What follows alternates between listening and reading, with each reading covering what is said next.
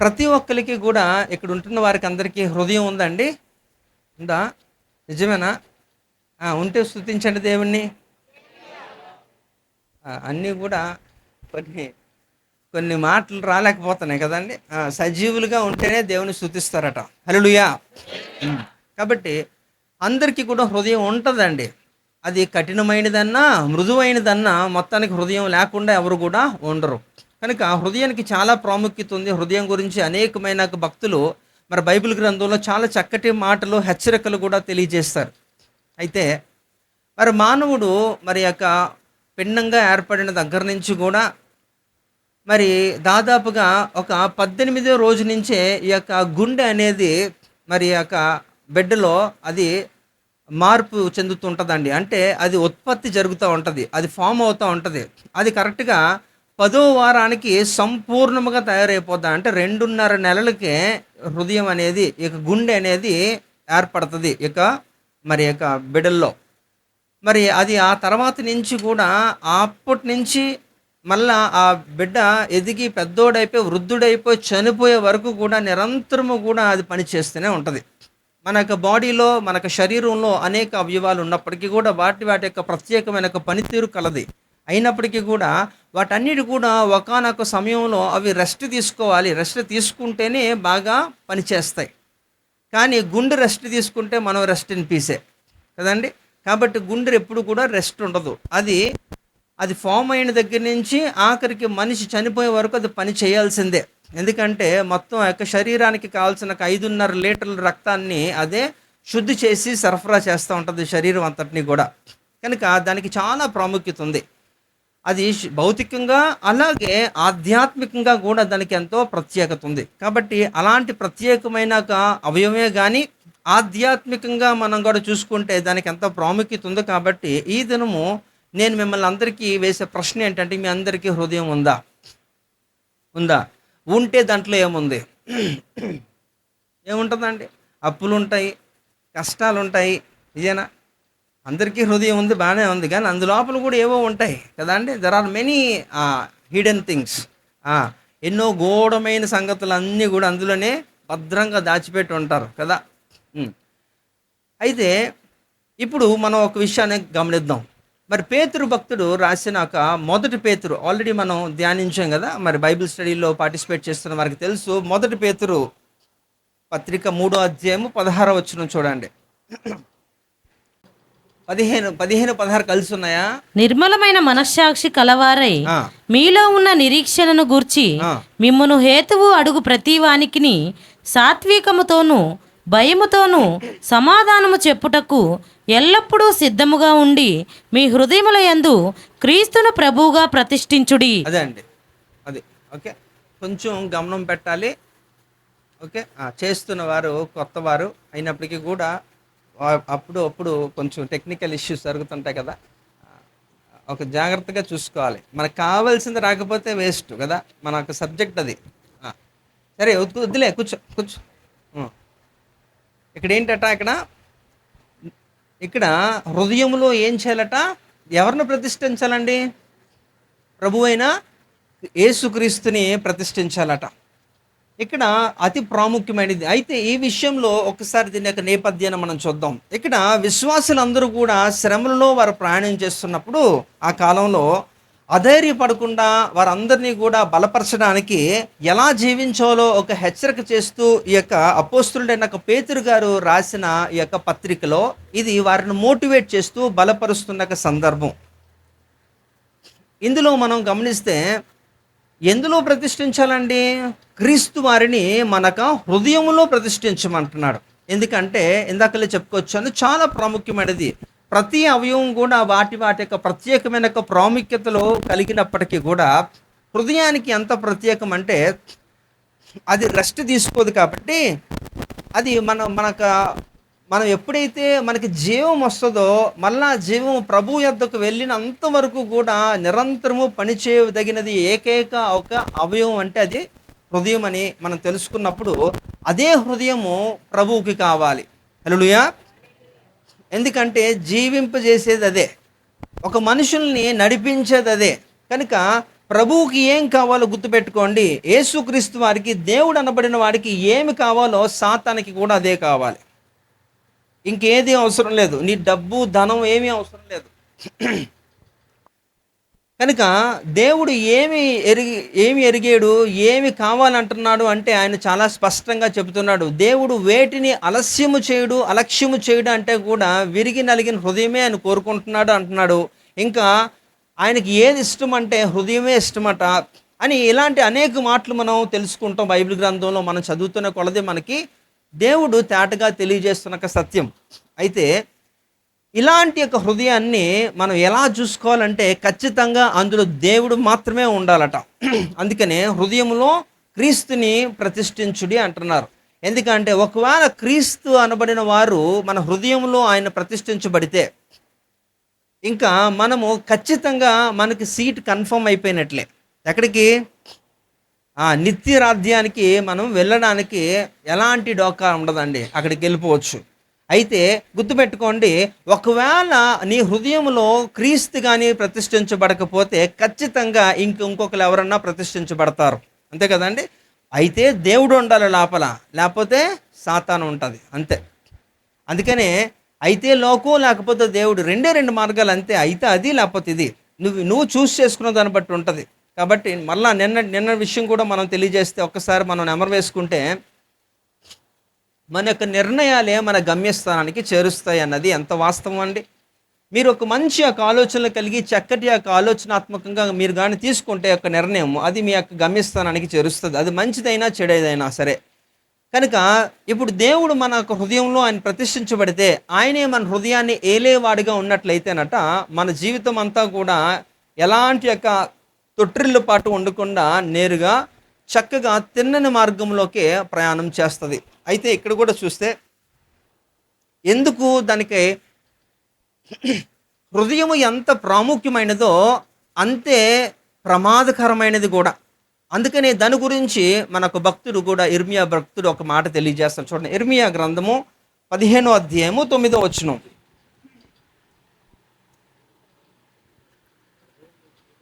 హృదయం అన్నిటికంటే మోసకరమైనది, అది ఘోరమైన వ్యాధి కలది, దాన్ని గ్రహింపగలవాడెవడు? ఇక్కడ విచిత్రం ఏంటంటే హృదయం అనేది అది అంతర్భాగం, అంతే కదండి. అంటే మన శరీరంలో అతి ప్రాముఖ్యమైనదే. శరీరంలో ప్రాముఖ్యమైనవన్నీ కూడా విలువైనవి. మొన్నటి దినాన్ని కూడా రీసెంట్గా కూడా మనం మాట్లాడుతున్నాం. విలువైనవన్నీ కూడా మనం ఏంటంట అవి భద్రపరచబడతాయి లోపల. ఇక్కడ కూడా మన అవయవాలు ఏవి కూడా మనకి కనబడవు కదండి, అన్నీ కూడా లోపలే ఉంటాయి. ఈవెన్ హృదయం కూడా. అయితే ఏ ఒక్క ఆర్గాన్కి కూడా, ఏ ఒక్క అవయవానికి లేనటువంటి ఒక Z+ సెక్యూరిటీ కేటగిరీలోకి వస్తుంది ఇక హృదయం. ఎలా అంటే అన్నీ కూడా అక్కడక్కడ అమర్చబడ్డాయి. ఏ స్థానంలో ఉండదగినదో ఆ స్థానంలో దేవుడు పెట్టాడు. వాటి యొక్క విధులు కూడా వాటికి నిర్వహించాడు. అయితే ఇక గుండె మాత్రం మీరు కానీ గమనిస్తే, మీరు ఎక్స్రేలో కానీ లేకపోతే మీరు ఆ స్కెలిటన్ సిస్టంలో లేకపోతే బాడీని మీరు స్కాన్ చేసి చూస్తే ఈ యొక్క హృదయం అనేది ఈ యొక్క 2 రిబ్స్ మధ్యలో ఉంటుందండి. ఈ రిబ్ కేజ్లో ఉంటుంది, లెఫ్ట్ సైడ్ ఉంటుంది. అంటే ఒక పంజరంలో చిలకలాగా ఉంటుంది గుండె.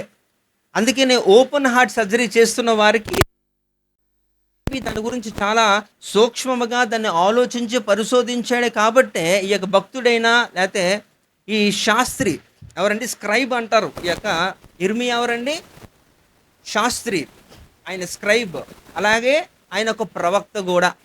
మరి 2 పదవులు ఆయన పట్టుకున్నాడు ఆ కాలంలో.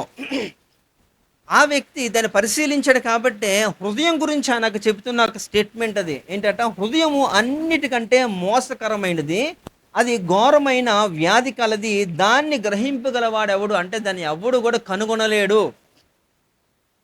దాన్ని నువ్వే కనుగొనలేవు. అది దాన్ని కనుగొనగలిగిన వాడు ఎవరంటే ఒక యేసు ప్రభు మాత్రమే. హల్లెలూయా. ఎందుకంటే సృష్టికర్తకు మాత్రమే తెలుసు. ఎందుకంటే నిర్మించిన దేవునికే తెలుసు అది ఎప్పుడు ఎలా ప్రవర్తిస్తుందో. కనుకనే మనం జాగ్రత్తగా ఉండాలంటే అది నీ మాట కూడా విందు. ఎవడి మాట విందది, ఒక్క దేవుడి మాటకే లోపడుతుంది. అందుకని ఆ దేవుని వాక్యాన్నే మనం లోపలించాలి. హల్లెలూయా.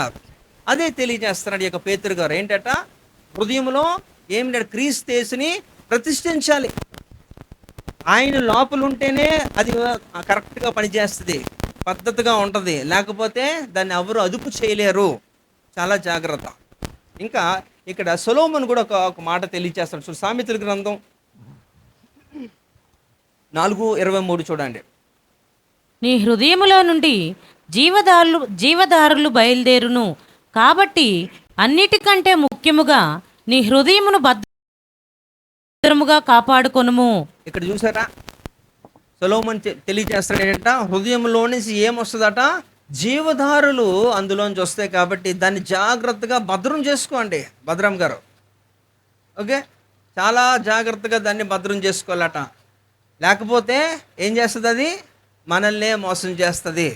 కనుక అలాంటి యొక్క గొప్ప హృదయాన్ని ప్రతి ఒక్కరు కూడా కలిగి ఉండాలని, ఆ కలిగినది దేవునికి లోబడి ఉండాలని మీరు గ్రహించాలి. ఎందుకంటే దాన్ని ఎవడూ గ్రహించలేడు కాబట్టి దేవుడే గ్రహించగలడు. కాబట్టి ఆ దేవునికే నీ హృదయాన్ని ఇస్తే ఆయనే నీ హృదయాన్ని ఏలుతాడు. హల్లెలూయా. అందుకని క్రీస్తు యేసుని హృదయంలో ప్రతిష్ఠించమని పేతురు గారు అంతగా తెలియజేస్తున్నాడు అక్కడ. కాబట్టి ఈ హృదయము చాలా జాగ్రత్తగా మనం చూసుకోవాలి. అయితే అందరికీ హృదయాలు ఉన్నప్పటికీ కూడా మీ హృదయంలో వేరు వేరే ఆలోచనలతో నిండిపోయి ఉంటుంది. అనేకమైన విషయాలు ఉంటాయి అందులోంచి. అయితే ఈ దినము మనం ఆలోచిద్దాం. ఇక్కడ మీ హృదయంలో ఏముందో నాకు తెలియదు, కానీ ఇక్కడ కొంతమంది భక్తుల హృదయంలో ఏముందో మనం పరిశీలన చేద్దాం. హల్లెలూయా. చాలా గొప్ప విషయం కదండి. నీ హృదయంలో ఏముందో నీకే తెలియదు, తెలుసుకోలేవు. కానీ ఇతరుల హృదయంలో వాక్యపు వెలుగులో మనం తెలుసుకున్నప్పుడు నీ హృదయాన్ని సరి చేసుకోవచ్చట కదా. అందుకనే దావీదు భక్తుడు చాలా చక్కగా ఒక మాట తెలియజేస్తాడు. కీర్తనలో 119:11 చూస్తే, నీ ఎదుట నేను పాపము చేయకుండానట్లు నా హృదయములో నీ వాక్యము ఉంచుకొని ఉన్నాను. ఇక్కడ దావీదు గారు ఇది చూడండి, నేను నిన్నటి దినాన్ని కూడా మీకు తెలియజేసిన ఒక వాస్తవం ఏంటంటే, వారి అనుభవపూర్వకముగా రాసినవన్నమాట. వారి భక్తుల అనుభవంలో నుంచి వారు తెలియజేస్తున్నారు. నేను అయిపోయాను, దానికి తెలుసా ఇది అని వారు తెలియజేస్తారు. దావీదు అంటున్నాడు అక్కడ, నీ ఎదుట నేను పాపము చేయకుండానట్లు. ఎవరండి దావీదు? అప్పటికే he has become a king.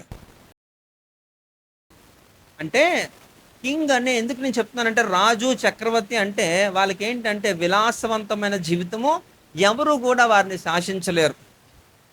వారి ఏమన్నా అనుకుంటే అది చేసేస్తారు, చేయగల సామర్థ్యత కూడా ఉంటుంది. అయితే అలాంటి యొక్క పరిస్థితిలో హోదా, ఒక అథారిటీ అంటే ఒక ప్రత్యేకమైన ఒక అధికారం ఉన్నప్పటికీ కూడా ఆయన అంటున్న మాట చూడండి అక్కడ, నీ ఎదుట నేను పాపము చేయకుండానట్లు నా హృదయములో నీ వాక్యమును ఉంచుకొని ఉన్నాను. అంటే ఆయనకి తెలుసు మనిషి ఎలాంటి వాడో తెలుసు, ఆయన బలహీనత ఆయనకి తెలుసు. ఎందుకంటే ఇందాకలే చెప్పాను, దాన్ని గ్రహించగలవాడెవడు? హృదయాన్ని గ్రహించగలిగి ఉన్నాడు ఎవడూ లేడు కదా. అది ఎవడు మాట వినదు కదా. కాబట్టి వినదాన్ని మనం ఏం చేయాలంటే వినేవాడికి అప్పగించాలి. హల్లెలూయా. ఆ వినేవాడికి అప్పగించాలంటున్నప్పుడు ఖచ్చితంగా ఆయన హృదయంకి రావాల్సిందే. అదే పేతురు చెప్తున్నాడు, నీ హృదయంలో క్రీస్తు యేసుని ప్రతిష్ఠించండి. ఎందుకంటే ఆయన ఉంటేనే అది లోపడుతుంది. కాబట్టి ఒకవేళ నేను తెలియకుండా ఏదైనా నేను ఒక పాపము చేస్తానేమో, అందు నిమిత్తమే నీ ఎదుట నేను చేయకుండా ఉండడానికి నీ వాక్యం నా హృదయంలో ఉండనివ్వండి అని ఆయన చెప్తున్నాడు.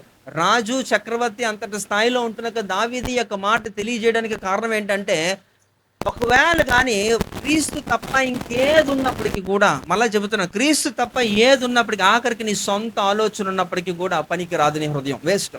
అంటే నీ యొక్క ఆలోచన నీ యొక్క మనసులో ఉంటే దేవుడు లేకుండా ఖచ్చితంగా నువ్వు త్రోవ తప్పిపోవడానికి 100% అవకాశం ఉంటుంది. కాబట్టే ఇక్కడ దావీదు అది తెలుసుకున్న వాడి కనుకనే ఆయన ప్రత్యేకంగా చెబుతున్నాడు, నీ వాక్యాన్ని నా హృదయంలో ఉండనివ్వండి. ఆ వాక్యానికి ఉన్న శక్తి తెలుసు, ఎందుకంటే దినదినము శుద్ధీకరణ జరుగుతుంది. కాబట్టి అదే కీర్తన 119:9 కూడా ఆయన తెలియజేస్తాడు. యవనస్తుల గురించి ఏమంటాడ, యవనులు దేని చేత తన నడతను శుద్ధి చేసుకుంటారు? దేవుని యొక్క వాక్యమును జాగ్రత్తగా చూచుకున్నట్టు చేతనే కదా. కాబట్టి ఆ వాక్యమును మనం నిరంతరము మనం హృదయంలో ఉంచుకోవాలంటే మనం చేయదగినది ఏంటంటే ఆయన సహాయమే కోరుకోవాలి. మరలా ఇక్కడ కూడా చూడండి, నువ్వు తప్పిపోకుండా ఉండాలన్నా, ఏది చేయాలన్నా సరే దేవుని సహాయం లేకుండా ఏమీ మనం చేయలేం. మనం ఈరోజు ఏదో సంబరపడిపోతున్నామేమో, నేను రక్షణ పొందేశాను, నేను బాప్తిసం పొందేశాను, నాకు ఎంత అనుభవం, అంత ఇవంతా ట్రాష్. ఈ రోజుకి కూడా మనం ఎలా ఉన్నామంటే అది దేవుని కృప చేతే, అంతేనండి. మనం రక్షించబడ్డమంటే విశ్వాసం ఒకటే కాదు కదా, ఆయన అది వరం అంట. అందుకని ఎఫెసీ రాసిన పత్రిక 2:8 ఏముందో చూద్దామా. ఎఫెసీ 2:8 చదవండి అమ్మా. అంటే స్క్రీన్ మీద ఉంటేనే త్వరగా చదువుతారా? బైబిల్ తీయాలి కదా. మీరు విశ్వాసము ద్వారా కృప కృపచేతనే చేతనే రక్షింపబడి ఉన్నారు. ఆ, ఇది మీ వలన కలిగినది కాదు, చాలమ్మా. దేవుని వరమే. కదండి, ఇది మీ వలన అంటే విశ్వాసమే గాని కృపే గాని అది మనల్ని చూసి మనకేదో వచ్చేది కాదు. దేవుడు కనికరించి దేవుడు ఇవ్వాలి, దేవుడు చెయ్యాలి, అంతే. ఆ రెండు ఇట్లను బట్టి అది వచ్చి గిఫ్ట్ అన్నమాట. అంటే సింపుల్ గా దీని అంతరికి ఆంతర్యం ఏంటంట, నేను దేవుడు నేను ఎంతో ప్రేమిస్తున్నాను, అంతే. అదొకటే, ఇంక వేరేదేమీ లేదు. ఆయన నిన్ను ప్రేమిస్తున్నాడు, ఆయన పోలికలు నిన్ను చేస్తాడు కాబట్టి దట్ ఈస్ ఒకటే హేతు అనమాట. అదొకటే రీజన్, ఇంకేమీ లేదు. నువ్వు ఎలాంటి వాడివి అయినప్పటికీ కూడా నిన్ను ప్రేమిస్తున్నాడని ఒకే ఒక కారణం చేత ఏం చేస్తాడు, ఆయన ఇంత చేసుకుని వెళ్తున్నాడు, అంతే. కాబట్టి ఆయన ద్వారానే మనం రక్షణలోకి వచ్చాము. మనం ఈ రోజులో ఈ యొక్క క్షేమాన్ని అనుభవిస్తున్నాము అంటున్నప్పుడు ఆయనే లేకపోతే, అందుకనే ఇక్కడ యోహాను సువార్తలో కూడా 15:5 కూడా అంటారు, మీరు నాకు వేరుగా ఉండి మీరు ఏమీ చేయలేరు కదా. అంటే మీరు ఎంత బలహీనలో, ఎంత అల్పులో మీరు ఒక్కసారి మీ యొక్క స్థితి గమనించుకోండి, మీ ఎబిలిటీని మీరు చూసుకోండి. కాబట్టి ఆ విషయానికి వచ్చినప్పుడు ఇవన్నీ తెలుసుకున్నాడు కాబట్టి ఆయన శక్తి సామర్థ్యాలు ఉన్నప్పటికీ కూడా ఆయన వేస్ట్. కాబట్టి నా హృదయంలో నీ వాక్యమును ఉండనివ్వు అని ఆయన చెప్పడానికి ప్రధానమైన కారణం. అంటే ఇక్కడ దావీదు హృదయంలో ఏముందట, ఏం దాచుకున్నాడట చెప్పాలండి. దావీదు హృదయంలో ఏం దాచాడు, దేవుని వాక్యాన్ని ఆయన ఉండమంటున్నాం, రిక్వెస్ట్ చేస్తున్నాడు, ఉండమండి అంటున్నాడు అన్నమాట. సో ఆయన హృదయంలో దేవుని వాక్యం ఉంది కాబట్టి నేను అనుకుంటాను అందు నిమిత్తమే అపోస్తుల కార్యము 13:22 దేవుడు ఆ మాట చెప్పాడేమో కదండి, కదా. నేను అనుకుంటున్నాను, నాకు తెలియదు, అంటే మీ అంత జ్ఞానం నాకు లేకపోవచ్చు, కానీ ఏదో కాబట్టి మనం కూడా ఏం చేద్దామట, దేవుని యొక్క వాక్యాన్ని మన హృదయంలో భద్రం చేసుకోవడానికి ప్రయత్నం చేద్దాం. ఎందుకంటే క్రీస్తు యేసుని మన హృదయంలో ప్రతిష్ఠించాలి కాబట్టి. అలా ప్రతిష్ఠించే ఒక మనస్సు నీకుంటే నీకు ఇంకా ఏ డోకా లేదు. హల్లెలూయా. ఒక యవనస్తుడట అండి, మరి చాలా మధ్య తరగతి కంటే ఇంకా ఇంకా తక్కువ అలాంటి యొక్క పొజిషన్లో ఉన్న వాళ్ళట. వాళ్ళు పొలం పనులకి వెళ్తారండి. వాళ్ళ తల్లిదండ్రులు ఇద్దరు కూడా ఏవో రెండు చిన్న చిన్న చిన్న భూములు ఉన్నాయట వాళ్ళకి. అలాంటి యొక్క రైతులుగా వారు ఏదో పొలం పనులకు వెళ్తున్నా అలాంటి యొక్క స్థితిలో ఉంటే వాళ్ళ కుమారుడికి చక్కగా చదివించారట.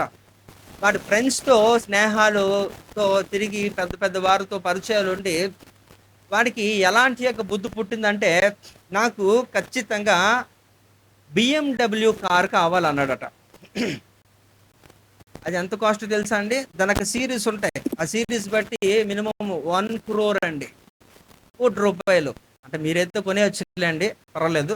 అయితే వాళ్ళు పేదవారు కదా, వాళ్ళు కొనలేని స్థితి. ఎందుకంటే వారు చాలా పేదవారు యొక్క పరిస్థితిలో ఉంటున్నప్పుడు వారి అన్ని బాగా ఒత్తిడి చేస్తున్నాడట, ఖచ్చితంగా నాకు ఆ కారే కావాలి అంటే. ఎవరే మన పరిస్థితి తెలుసు కదరా, నీకు నేను ఒక మోటార్ సైకిల్ కొంటానని చెప్పి తల్లిదండ్రులు వాగ్దానం చేసి తెచ్చే నాకు వద్దు, కొంటే BMW కారే కావాలంటారు. మేము ఎన్ని చేసినా కూడా అది కొనలేము అని చెప్పి వారు చేతులు ఎత్తేస్తే, లేదు అయితే కొనకపోతే మేము చచ్చిపోతానని చెప్పి బెదిరిస్తున్నాడటండి. ఇది నిజంగా జరిగింది హైదరాబాద్లోనే. అలాగా బెదిరిస్తే వారు ఏం చేశారట, అయ్యా నీకు కారే కదా కావాలి, కారు మేము ఏదో చేసి మనకున్న భూములు కూడా అమ్మేసి ఇంకా కొంత మట్టుకు అప్పు చేసి కూడా నీకు మారుతి స్విఫ్ట్ కొంటానన్నారట అండి. అది దగ్గర ఒక 10 లక్షలు ఖరీదు చేసేది. ఆ కారు కొంటానంటే కూడా ఆ కారు కూడా వద్దంటాడట. నేను చచ్చిపోతాను, నువ్వు కొంటే BMW అయినా కొను, లేకపోతే నేను చచ్చిపోతాను అని చెప్పి అంతగా వారిని ఇబ్బంది పెడుతుంటే వారు ఏం చేయాలో తోచని పరిస్థితుల్లో వారు బాధపడుతూ రోధిస్తూ ఉంటున్నప్పుడు మీరు కొనరా అని చెప్పి లోపలికి వెళ్ళిపోయి ఉరేసుకుని చచ్చిపోయాడటండి. చచ్చిపోయాడట ఏకంగా. అంటే ఇక్కడ నేను చెప్పదలుచుకున్న ఒక విషయం ఏంటంటే, ఇక్కడ లోకాశలు ఏ రీతిలో మనుషుల్ని తీసుకుని వెళ్తాయి అంటే, వారి హృదయం అంతా కూడా ఏంటంటే వాటి వైపు ఆకర్షించబడుతున్నప్పుడు, ఎందుకో తెలుసా కారణం? వారి హృదయంలో ప్రభు ప్రతిష్ఠించబడలేనప్పుడు ఏదన్నా జరుగుతుంది. ఏమన్నా జరుగుతాయండి. వారి యొక్క ప్రాణం విలువ తెలియదు. చాలా మంది ఆవేశంగా ఏం చేస్తారు, నిర్ణయాలు తీసుకుంటారు, అక్కడే వారు ముగించుకుంటారు. అందుకని ప్రసంగి గ్రంథం 7వ అధ్యాయం 17వ వచనంలో సొలొమోను గారు ఒక మాట అంటారు, చూస్తారా? చూడండి, ఇవన్నీ రిపీట్ వస్తూనే ఉంటాయి, అయినా సరే మీకు కంటత రావట్లేదు. ప్రసంగి గ్రంథం 7:17 చదవమ్మా.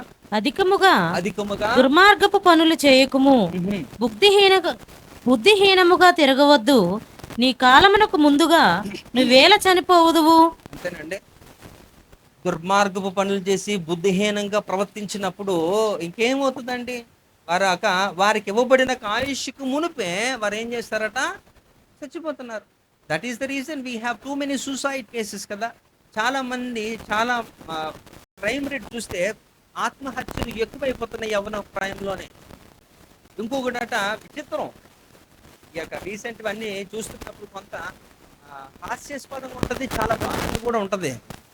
ఇంటర్మీడియట్ ఫస్ట్ ఇయర్ అట, అన్నీ కూడా బాగా రాశారట.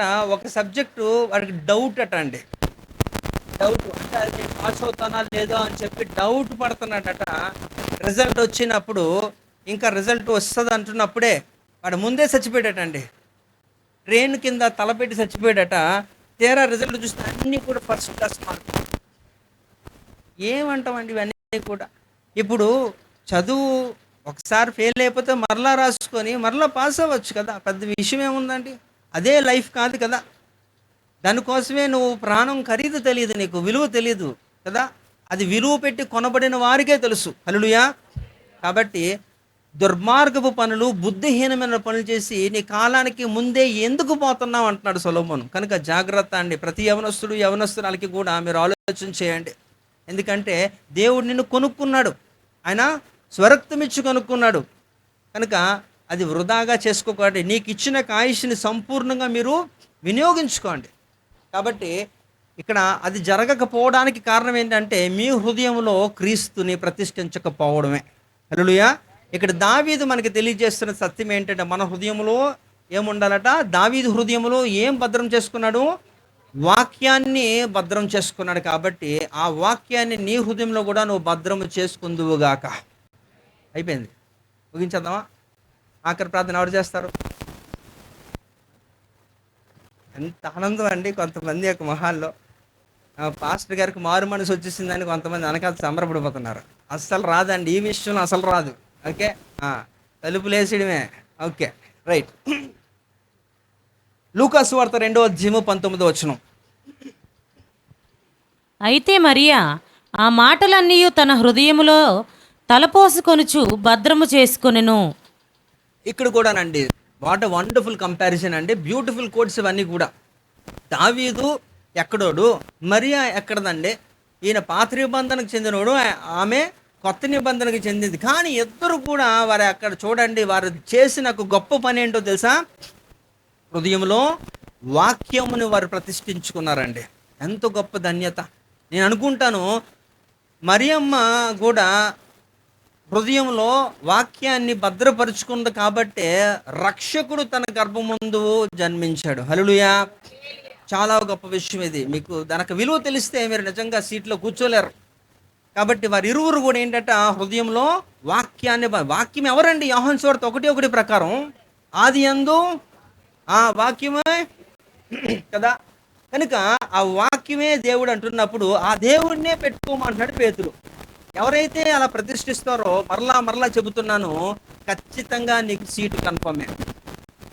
అయితే ఆ దేవుడు అలాగే ఉండాలి. ఆయన వెళ్ళిపోకూడదు అంటే నువ్వు కూడా దానికి తగిన రీతిలో చేయాల్సిన పనులు చేయాలి. ఇది మొదటిదండి. రెండోది మనం చూద్దాం. 2 కొరింథీ పత్రిక 7వ అధ్యాయం 3వ వచనం. మీకు శిక్షావిధి కలగవలనని నేను ఇలాగూ చెప్పలేదు. చనిపోయినా గాని జీవించినా గాని మీరును మేమును కూడా ఉండవలననియు మీరు మా హృదయములలో ఉన్నారనియు నేను లోగడ చెప్పితిని కదా. వండర్ఫుల్ కదండి. ఇక్కడ ఎవరండి? పౌలు గారు కొరింథీ సంఘం వాసులతో అంటున్న మాట అండి. ఏంటట? పౌలు గారు హృదయంలో ఎవరున్నారటండి? సంఘం ఉంది, సంఘస్థులు ఉన్నారు. అలాగే సంఘస్థుల హృదయంలో కూడా పౌలు గారు ఉన్నారు. చాలా గొప్ప విషయం ఇది. చాలా కష్టం కూడా. ఎందుకంటే మరి రీసెంట్గా కూడా మీరు విన్నారు కదా, సిల్వాన్ గురించి మీరు విన్నారు కదండి. ఇదే పేతురు చెప్తుంటాడు. పేతురు రాసిన పత్రికలోనే సిల్వాన్ గురించి మాట్లాడతారు. ఆయన నమ్మకమైన వాడని, ఆయన గురించి గొప్ప సాక్ష్యం ఎవరిస్తారు? పౌలు గారే ఇస్తారు. సిల్వాన్ అనే ఒక వ్యక్తి, అపోస్తలుడైన పౌలు గారు మరి ఒక గొప్ప సేవకుడిగా, గొప్ప నాయకుడిగా ఆయన ఉంటే ఆయన ద్వారా ఆయన దగ్గర కూడా చక్కటి సాక్ష్యం ఉంది. అట్ ది సేమ్ టైం ఎక్కడ ఉందట? సంఘస్థుల దగ్గర కూడా, సంఘం అంతటిలో కూడా ఈ యొక్క సిల్వానికి చాలా చక్కటి సాక్ష్యం ఉంది. ఎవరు కూడా అందరినీ కూడా తృప్తిపరచడం చాలా కష్టం అండి. ఏదో ఒక వర్గం వారిని సంతోషపెట్టగలుగుతాం. ఒక వర్గం వారు సంతోషపెడితే ఇంకొక వర్గం వారిని సంతోషపెట్టలేం. బ్యాలెన్స్ అనేది చాలా కష్టం.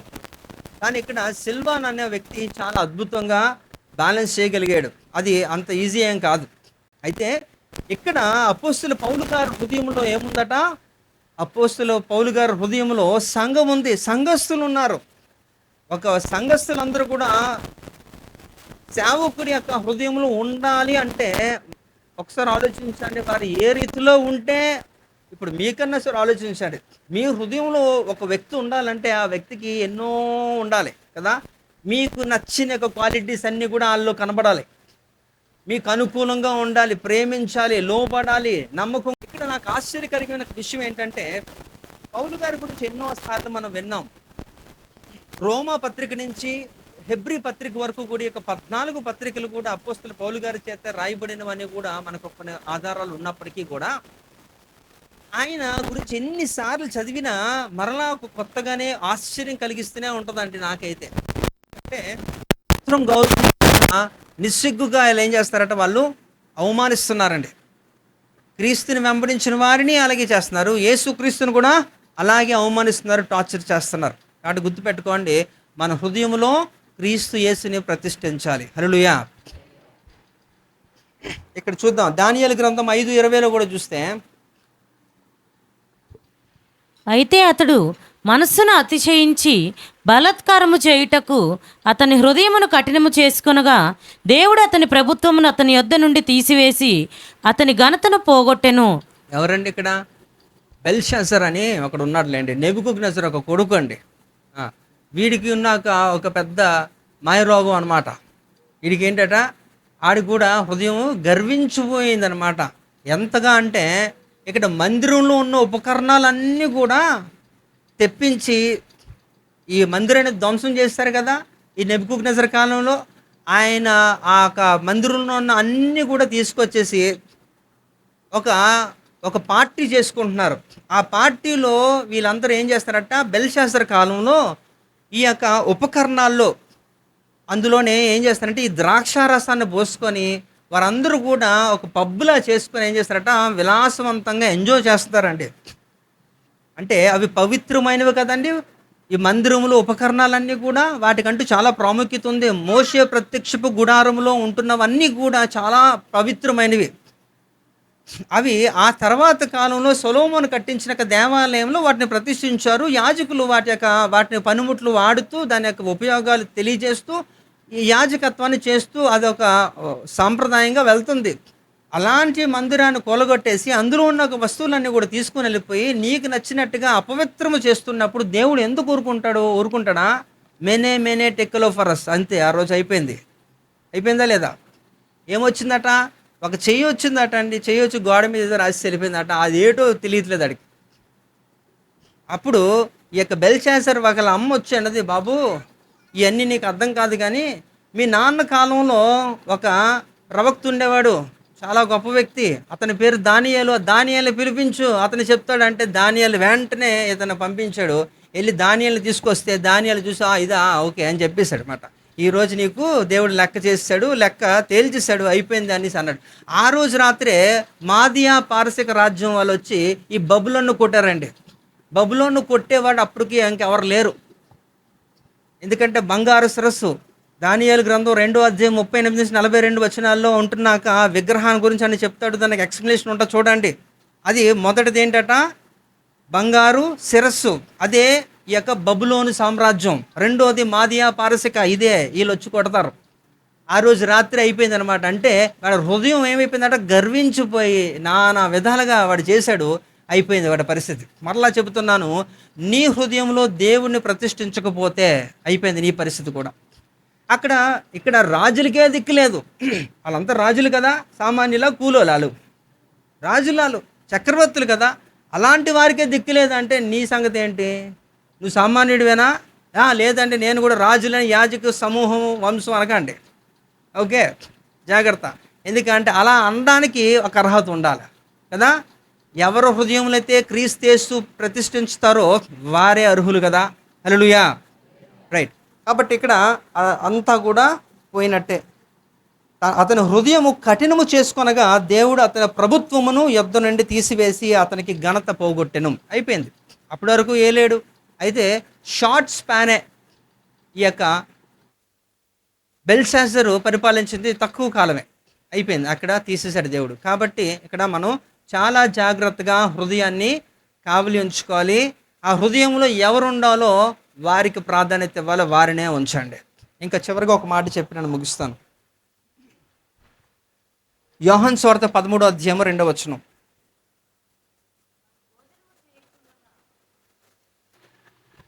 వారు భోజనము చేయుచుండ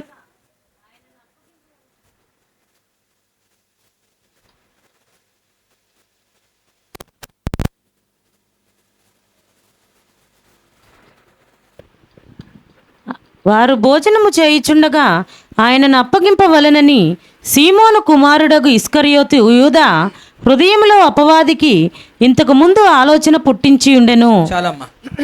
ఎవరండి ఇతను? ఇస్కరియోతు యూదా అంటండి. ఇస్కరియోతు యూదా ఏం చేశాడట, ఈయన ఎలాంటి వాడంటే మంచి చదవరే, అర్థశాస్త్రాన్ని ఆ టైంలోనే ఎకనామిక్స్ చదివాడటండి. ఈయన ఏంటి, మొదటి శతాబ్ద కాలంలో దాదాపుగా క్రీస్తుతో సమకాలికుడే కదా. అలాంటి యొక్క వయసు కలిగినోడే ఈయన కూడా. చాలా 12 మంది శిష్యుల్లో ఈయనే గొప్ప మేధావి అనుకోవాలి. అయితే అలాంటి వాడి హృదయంలో ఏం పుట్టిందట? ఇక్కడ కారణం ఏంటంటే వాడు సంపూర్ణంగా సమర్పణ కలిగి వాడు ఒకదానికి చెందలేదండి. రెండు వైపులు ఉన్న యేసుక్రీస్తు వారు ఉన్నప్పుడు యేసుక్రీస్తు వారితో కలిసి పనిచేశాడు. అదే యేసుక్రీస్తుతో ఉంటూ కూడా రోమా సైనికులతో కూడా కలిసి పనిచేశాడు. లోకంతో ఉన్నాడు, దేవునితో కూడా ఉన్నాడు. అలాంటి వారి పరిస్థితి ప్రకటన గ్రంథం 3:15 ఉమ్మేసేస్తాడట దేవుడు కదా. ఎలాగట, వెచ్చగా ఉండు, చల్లగా ఉండు, కానీ నులివెచ్చని స్థితిలో ఉండొద్దు అని ఒక హెచ్చరిక చేస్తున్నాడు దేవుడు. కనుక చాలా జాగ్రత్త. ఈయన పరిస్థితి అదే. కనుక ఏం చేశారట, 30 వెండి నాణ్యాల కొరకు యేసు ప్రభుని అమ్మేశాడండి. ఎంత చీపో కదండి, ఎంత చీపో. యేసు ప్రభు వారు 30 వెండి నాణ్యాలకే కొనేసుకున్నారు వాళ్ళు. వీడికి డబ్బు వచ్చిందని ఆనందపడిపోయాడు. కనుక ఆ డబ్బు నాణ్యాన్ని వీడు వినియోగించుకున్నాడా? ఆడు ఉపయోగపడలేదు, వేస్ట్ అంతా కూడా. కనుక ఎందుకంటే వాడు హృదయంలో ఆలోచన పుట్టించాడు అపవాది. ఎందుకంటే అపవాదికి వాడు చోటు ఇచ్చాడు కాబట్టి వాడి హృదయంలో దేవుడు లేడు, దేవునితోనే ఉన్నాడు. అయితే ఈ రోజుల్లో కూడా చాలామంది నేను దేవునితోనే ఉన్నానని ఇస్కరియోతు యూదాలాగా భ్రమపడుతున్నారేమో. మీరు ఆలోచించండి. దేవుడితో ఉండడం వేరు, దేవుడు నీలో ఉండడం వేరు కదా. అంతేనా? కాబట్టి దేవుడు మన హృదయంలో లేకపోతే చాలా ప్రమాదాలు జరుగుతాయి. దానికి ఇస్కరియోతు యూదా ఒక మంచి ఉదాహరణగా తన జీవితాన్నే తను కోల్పోయాడండి. అందరూ చనిపోతారు, చనిపోవడం పెద్ద విశేషం కాదు, విచిత్రం కూడా కాదు. కానీ తన ఆత్మను కూడా పోగొట్టుకున్నాడు కదా. అందుకే మనం భయపడాల్సింది ఎవరికి అంటే మత్తయి సువార్త 10:28. ఎవరికి భయపడాలండి? చదవాలి, చదవండి అమ్మా. 28 అది కూడా మామూలుగా కాదంట, మిక్కిలి భయపడాలట. చంపనేరక దేహమునే చంపువారికి భయపడుడు కానీ ఆత్మను దేహమును కూడా నరకములో నశింపజేయగలవానికి మిక్కిలి భయపడుడి. హల్లెలూయా. కాబట్టి అలాంటి గొప్ప దేవుడికి భయపడాలి, అలాంటి గొప్ప దేవుడిని హృదయంలో పెట్టుకోవాలి. కానీ ఇక్కడ జరగలేదు కాబట్టి ఆయనకు జీవితమే పోయింది. కాబట్టి ఆ ఇస్కరేత్ యూదా వల్ల చాలామంది వారికి జీవితాన్ని కూడా వారు పాడు చేసుకుంటారు. ఇంకా ఆఖరి మాట చెప్తాను చూడండి, అపోస్తుల కార్యం 5వ అధ్యాయము 3వ వచనం. అప్పుడు పేతురు, అననీయ, నీ భూమి వెలలో కొంత దాచుకొని పరిశుద్ధాత్మను మోసపుచ్చుటకు సాతాను నీ హృదయమును ఎందుకు ప్రేరేపించెను? అది నీ యొద్దనున్నప్పుడు. చాలమ్మా. ఏంటట? ఎవరు ప్రేరేపించారు? సాతాను ప్రేరేపించడానికి హృదయంలో చోటు ఇచ్చింది ఎవరు? అననీయ కదండి. ఇద్దరు కూడా భార్యాభర్తలు ఇద్దరు అలాంటి వాళ్ళే. ఇక్కడ వారి హృదయాన్ని దేవునికి అప్పగించకుండా అనేక వాటికి అప్పగించినప్పుడు వారి యొక్క పరిణామాలు ఎలా ఉన్నాయి. అందుకనే నేను చెప్తున్నాను, ఫరో విషయం తీసుకోండి, బెల్షాసర్ విషయం తీసుకోండి, ఇక్కడ అననీయ సఫీరా తీసుకోండి, ఇస్కరేత్ యూదా తీసుకోండి, వీరందరూ కూడా నలుగురు కూడా వారి హృదయంలో దేవుడు లేడు. కానీ ఇక్కడ మరియ విషయంలో, దావీదు విషయంలో ఏముంటా? ఇంకా వీళ్ళ హృదయంలో ఎవరున్నారు చెప్పాలి. ఏంటండి చెవులు పోయాయా ఆ సౌండ్కి? ఇక్కడే ఉండండి, అవెందుకు ఆటల మీద కాన్సన్ట్రేషను. కాబట్టి ఇక్కడ ఎవరి హృదయంలో ఎవరు ఉండాలి? దేవుడు ఏం చేయాలట? మన హృదయంలో ఉండాలి. అపోస్తలుల పౌలు గారు జీవితంలో తన హృదయంలో సంఘమును ప్రతిష్ఠించాడు. సంఘం ఉంది, సంఘం హృదయంలో కూడా అపోస్తలుల పౌలు గారు ఉన్నారు. ఇవన్నీ వారు చేస్తున్నప్పుడు గుర్తుపెట్టుకోండి, ఎందుకంటే సంపూర్ణంగా వారు దేవునికి అప్పగించుకున్నప్పుడు వారి హృదయంలో దేవునికి మాత్రమే వారు ప్రతిష్ఠించారు. కాబట్టి ఈరోజు వారి యొక్క జీవితాలు మనం ధ్యానించబోతున్నాం. చేస్తున్న కొలది మనకు ఆశీర్వాదం వస్తుంది. కానీ ఏ ఒక్కరు కూడా మీ హృదయం ఖాళీగా పెట్టద్దు, దాన్ని దేవుని వాక్యముతో నింపండి. హల్లెలూయా. హృదయ కాఠిన్యము కలిగితే అది ఎంతో ప్రమాదం అంటే నువ్వు ఆధ్యాత్మికంగా భౌతికంగా రెండు విషయాల్లో కూడా నువ్వు కోల్పోయే అవకాశం ఉంటుంది. కనుక వీరు మనకొక, అందుకనే 1 కొరింథీ పత్రిక 10వ అధ్యాయము 6వ వచనంలో అపోస్తలుల పౌలు గారు తెలియజేస్తున్న ఒక విషయం కూడా ఏంటట? చెడ్డ వాటిని ఆశించుకుంటున్నట్లు మీకు దుష్టాంతములుగా వీరిని పెట్టారట. అంటే ఈ పూర్వమందు జరిగినవి ఇక చెడుగా కానీ ఏవైతే ఉన్నారో వారందరూ కూడా ఎలాగైతే నాశనం అయిపోయారో వారిని మనం జ్ఞాపకం చేసుకోమని, వారిని ఒకసారి మాదిరిగా చూసుకోండి, మీకు జీవితంలో మీరు ముందుకెళ్ళండి అనేది. లూకా సువార్త 17వ అధ్యాయము 32లో కూడా ఆ లూకా గారు కూడా చెప్తున్న ఒక మాట ఏంటంటే, లోతు భార్యను జ్ఞాపకము చేసుకోండి అని చెప్పడానికి కారణం ఏంటి? వీళ్ళందరూ కూడా పెద్ద మంచి వ్యక్తులనా? కాదే. కానీ వారు చెడ్డ మాదిరి.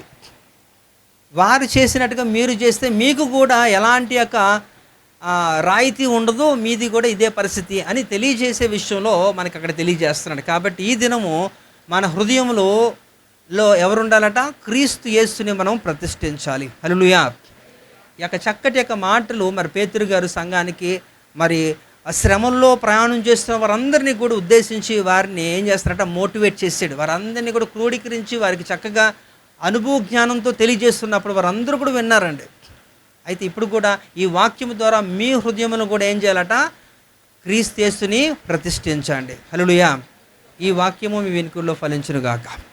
ఓకే, సమయం లేదు కనుక మనం ప్రార్థన చేసుకుందాం.